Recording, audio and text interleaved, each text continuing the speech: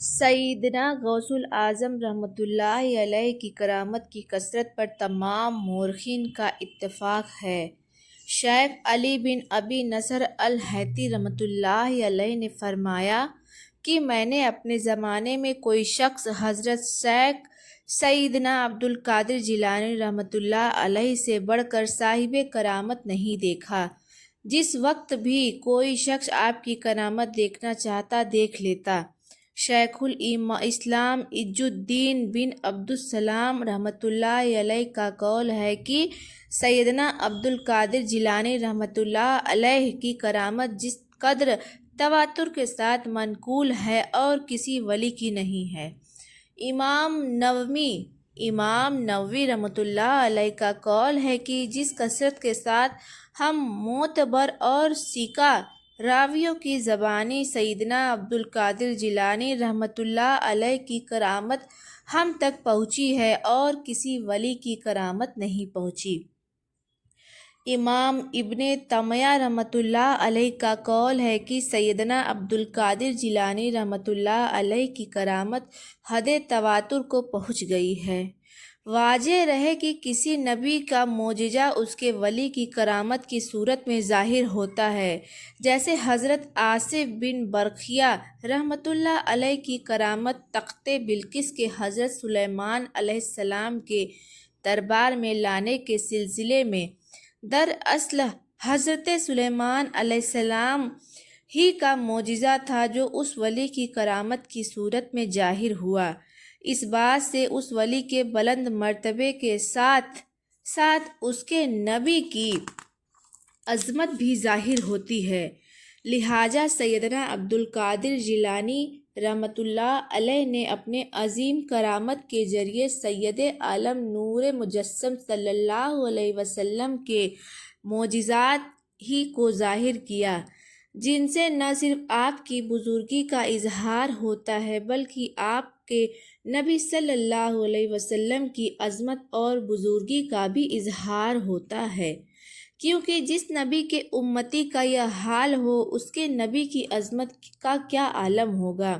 جس طرح سید عالم صلی اللہ علیہ وسلم نے اپنے حسن ذات و صفات سے اللہ تعالیٰ کے حسن ذات و صفات کو ظاہر فرمایا، اسی طرح سیدنا غوث اعظم رحمۃ اللہ علیہ نے بھی اپنے حسن ذات و صفات سے سید عالم صلی اللہ علیہ وسلم کے حسن ذات و صفات کو ظاہر کیا، اس لیے آپ مظہر جمال مصطفی ہیں۔ شریف التواریخ میں مسالک السالکین کے حوالے سے لکھا ہے کہ حضرت مخدوم گنج بخش رحمۃ اللہ علیہ صاحب مقامات عالیہ فرماتے ہیں کہ سیدنا غوث اعظم رحمۃ اللہ علیہ کی کرامت و مناقب کثیرہ اس قدر ہے کہ اگر تمام زمین کے درخت کے پتے کاغذ بن جائیں اور شاخیں قلم بن جائیں اور تمام مخلوق زمین و آسمان کی جمع ہو کر ان کو خط لکھے تو ہرگز ختم نہ ہو، بلکہ لکھنے والے عاجز و قاصر آ جائیں۔ شیخ نور اللہ سورتی رحمۃ اللہ علیہ نے اپنے ایک منظوم فارسی منقبت میں جو سیدنا عبد القادر جیلانی رحمۃ اللہ علیہ کی شان میں لکھی ہے، فرماتے ہیں کہ اگر 9 آسمان کاغذ بن جائیں اور 7 سمندر سیاہی اور تمام درخت قلم بن جائیں اور تمام مخلوق جس کو قوت گوئی ملی ہے مل کر سلطان معین الدین سیدنا عبد القادر جیلانی رحمۃ اللہ علیہ کے فضائل و کرامت کو ضبط تحریر میں لانا چاہے تو اس کا ایک جز بھی احاطہ تحریر میں نہ لا سکے۔ بہجت الاسرار میں ہے کہ شیخ عثمان